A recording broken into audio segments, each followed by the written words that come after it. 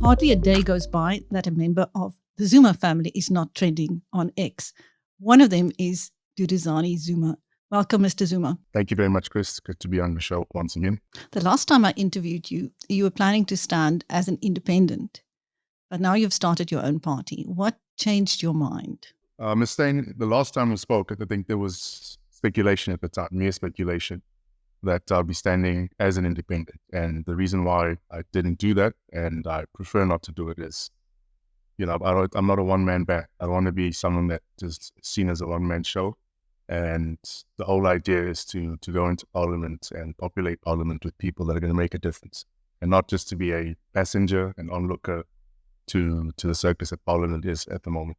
Tell us about your party, what the name stands for, and what makes it different. So it's the AGC. That stands for All Game Changes. What makes it different is, firstly, it doesn't incorporate any of the historic ties. It's not trying to fit into just one mold of what a political construct would be, because that's not who we are. This is a party that's welcome to everyone.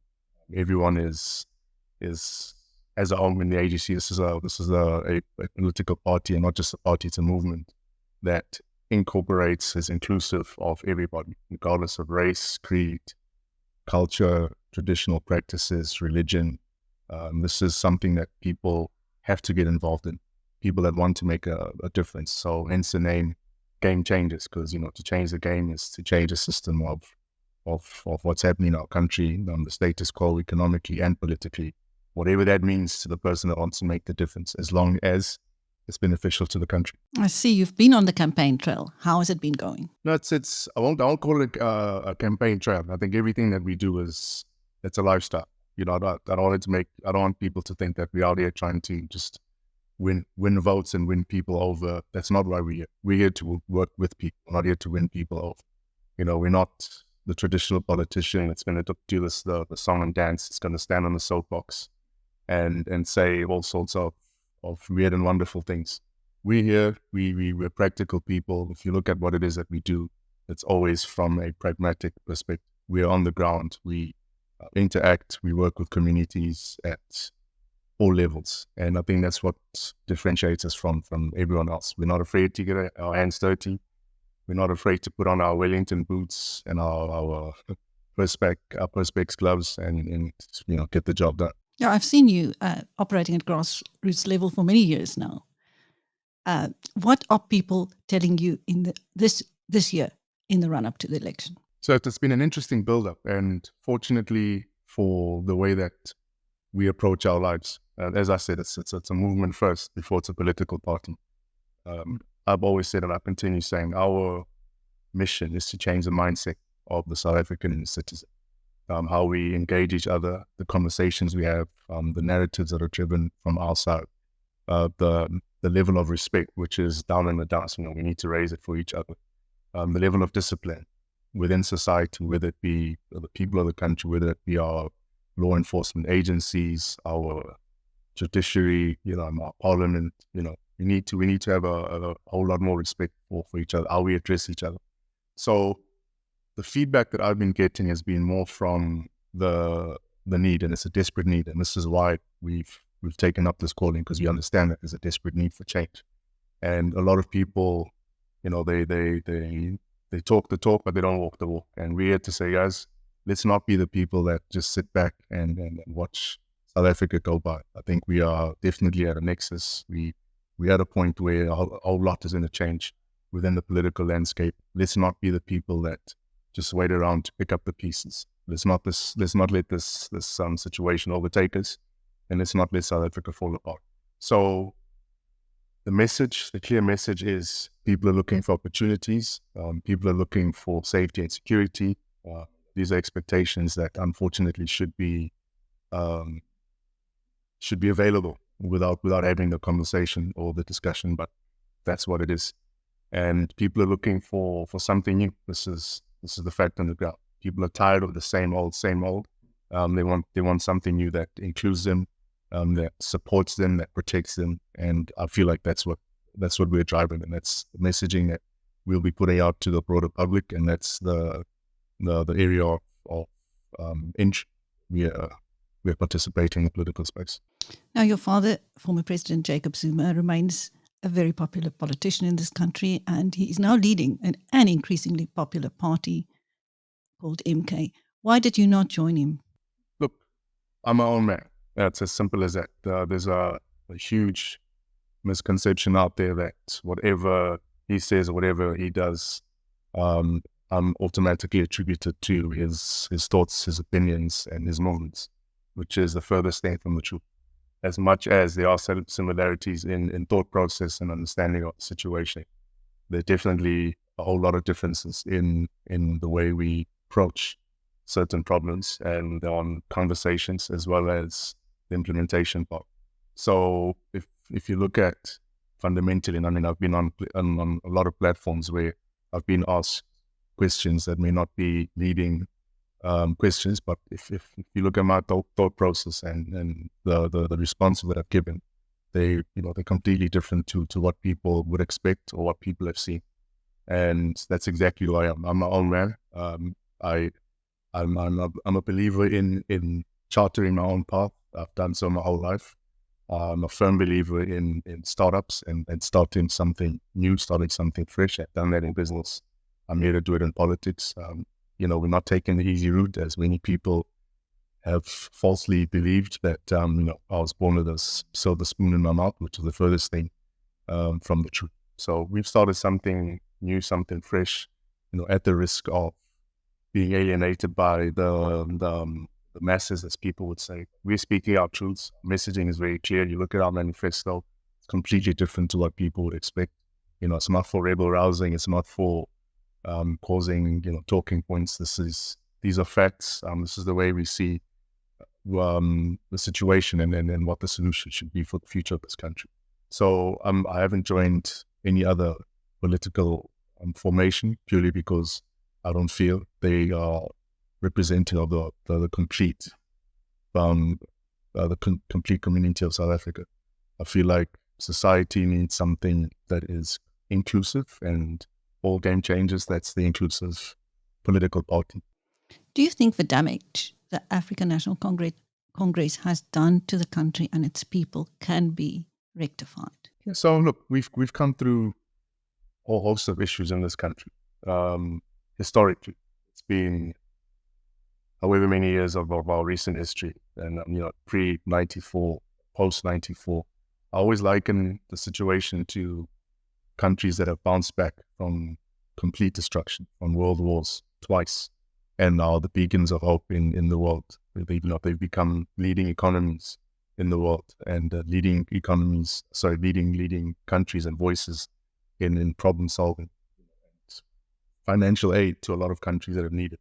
So I believe South Africa can play that role. I do believe that whatever issues we've had, and I don't want to portion the blame to a party or to a person or to a grouping of people, because that's the easiest thing to do. We need to stop that finger pointing. On one side, you'll have people talking about the constructs of WMC, white monopoly capital, which I'm like, okay, is neither here or there for me. And on the other side, you've got people who talk about radical economic transformation, RET, and then RET forces, and that's neither here or there for me either. Yeah, I don't want to get involved in that old style mudslinging, and that's not why I'm here. I prefer not to speak about people and what they've done and the political parties and their wins, their losses. We're here to speak about what the next 50 to 100 years has in store for us. The history is the history, and everyone interprets history different. If you speak about the ANC and the past however many years, there'll be a counter argument or narrative of, now, okay, let's speak about South Africa and the apartheid government, and that's gotten us nowhere. So where we're at is, ladies and gentlemen, we're here. What does the next 50, 100 years look like? How are you involved in that fight to get our country back up on its feet? What interventions do you have, no matter how small or how big? And how do we work together? How we seem to be working together? How do we remove this line of separation in ideology? If you look at the issues of race as well, issues of tribalism, because there are a lot of differences in the country. There are a lot of issues in the country that I feel like are issues that are created by the conversations that keep these issues alive. If we turn a blind eye to. We focus on the task at hand and then working together and respecting each other for who we are. We aim for a way. If you were in a position, what would you do to fix the economy? Firstly, a lot of people got to go. So there are a lot of people that have to, if they're not willing to bow out, they've played their part. Whether we look at them with a high win rate or what is clearly a high loss rate, they've got to go. The first thing I do is get rid of a whole host of people that are dead weight in Project South Africa. That would be in the government space, and it's no secret. Just turn into parliamentary TV. I think you'll have a good idea of who needs to go better than I do, and other people that pop up and say all sorts of crazy things on all sides. So getting rid of dead weight would definitely be up on the list, and the priority would be reindustrialization. Unless we reindustrialize this country, unless we get manufacturing going, unless we get mines operating at an optimal level, unless we get our education system that is relevant to the opportunities that are created by our the biggest contributors to our GDP, which would be the mining, agricultural, manufacturing, tourism sectors, then we're going nowhere. So that's the level of focus I put in on the reindustrialization side, which would create jobs. There's no other way to create jobs but to have a level of investment. And in order to get the level of investment right, then people interested in applying money into our country, whether it's foreign or local business people, the business people need to be protected. They need to be given an opportunity to throw their money where they want to throw it. They need to be given the playing field to do so, and not be stressed out and worried about all sorts of issues that we've seen. We've seen labor issues. We understand that the workers need to be protected, but at some point there's a limit. We cannot roughshod people. Like I'm saying, I speak from experience.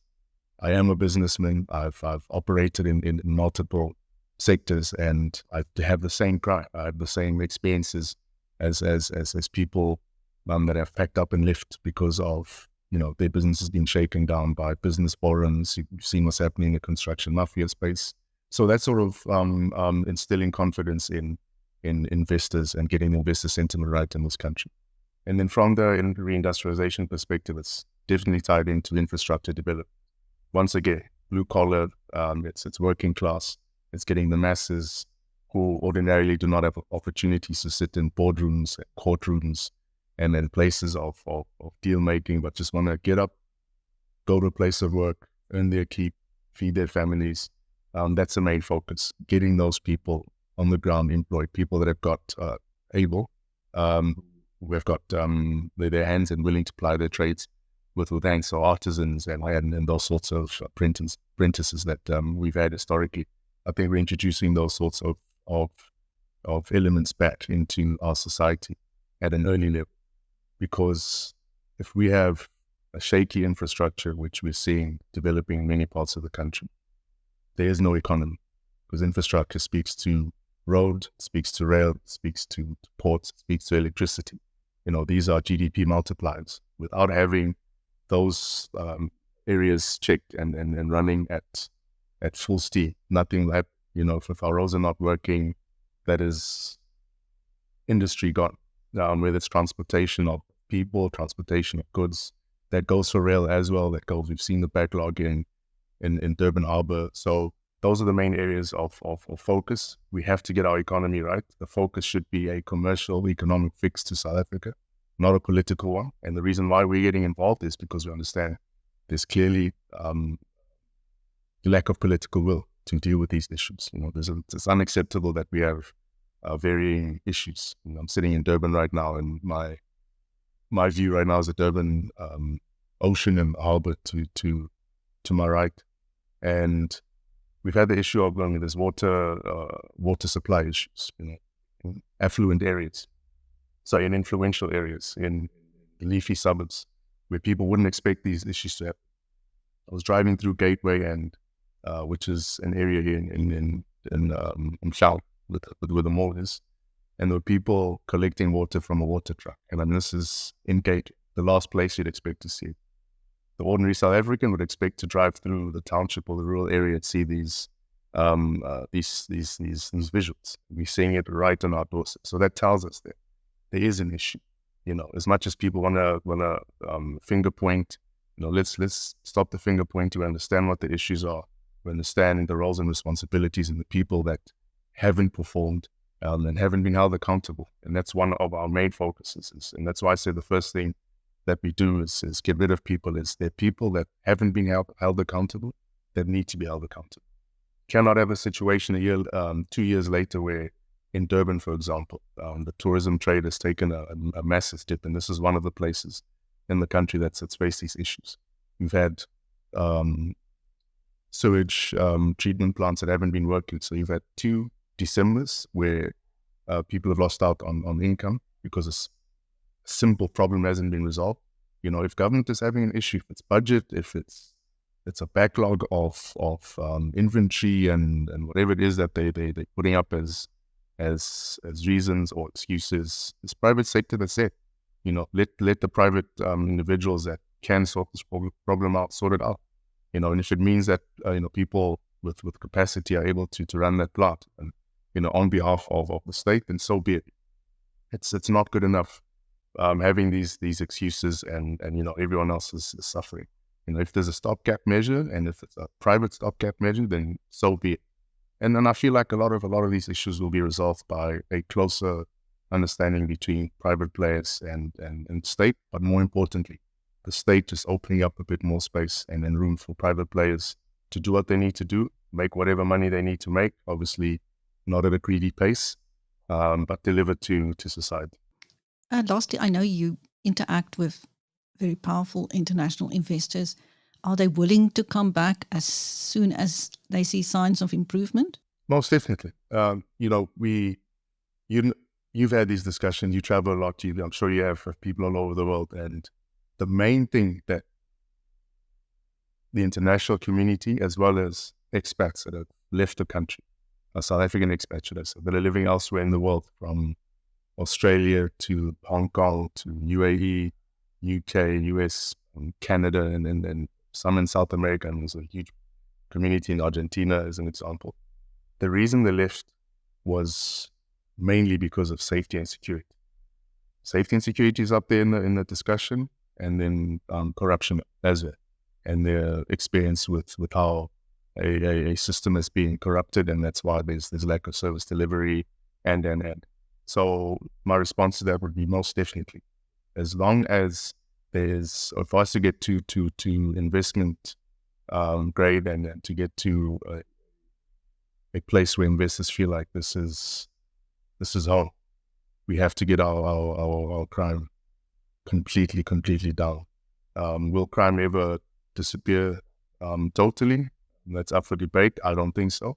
But I think that the issue we have here is not a petty crime issue. It's serious and violent crimes. There are a lot of people who are losing their lives, and it's unacceptable. So unless we sort out the issue of criminality in this country, which links to our law enforcement, our judiciary, and how slow the wheels of justice turn, they're definitely not going to come back. But as we see it, there are a lot of people, when we travel back, they're on the same flights. They love this country as much as we do. And I do believe once everything is set right, which is something that we will do, I firmly believe within the next 3 to 5 years. This is the crux of this matter, and that's why we're getting involved in this space. If we don't get this right in the next 3 to 5 years, it's going to determine the trajectory of this country for the next 50 to 100 years. We have to get it right now. We don't have a choice. Now, I know the poor are tired of promises. What words do you have? What words of hope do you have for them, Mr. Zuma? Yeah. To the general South African, not just the poor people, I'm not here to make any promises. There's only one point that you can hold me accountable on, and that's why I'm in this space. I'm not here to promise anyone jobs. I'm not here to promise anyone whatever's being promised out there by politicians. I'm a business person. I'm in the political space. I don't want to be called a politician because that comes with its own descriptions. But it is what it is. My one point that I'm going to be held to is I'm going to create the opportunity for people to prosper. That's all. And this is what this journey is about. Whatever speed humps, whatever obstacles are in the way, structural reforms, because they are there from a structural reform perspective. You look at some of the policies in the economic framework. You look at some of our issues in the constitution. There's 1 or 2 points that need to be tweaked. So it's not a negative thing. Unless we tweak these points and then we give people a level playing field, it's not going to work. So leveling the playing field and saying to the poorest of the poor, middle class, wherever it is, opportunities will be there. If you're up for grabbing the opportunities, you will do so. And if you're a lazy bugger who's going to sit in the background and fall by the wayside, that's your problem. But we're not going to be here. We're not promising handouts. We're not here to put people on welfare, because I don't believe that's the right thing to do. Are people in a desperate state? Yes. Do people need support? Yes. Do the ones who need support, should they be getting support? Yes. That's the old, frail, disabled an individual out there that would not be able to ply their trade or to earn an income. But there are a lot of able-bodied people that are just sitting on street corners waiting to receive. That's not going to happen. We're not here to build a welfare state. We're here to build a state of capable people, of go-getters, of people that are going to build this country brick by brick. So leveling the playing field is the one, I'm going to say that it's the one, I don't want to say promise, the one point that I'll stick to, and everything else will fall into place from there. Thank you. That was Mr. Duduzane Zuma speaking to BizNews. I'm Chris Steyn. Thank you, Mr. Zuma. Thank you very much, Ms. Steyn. I appreciate your time. Thank you.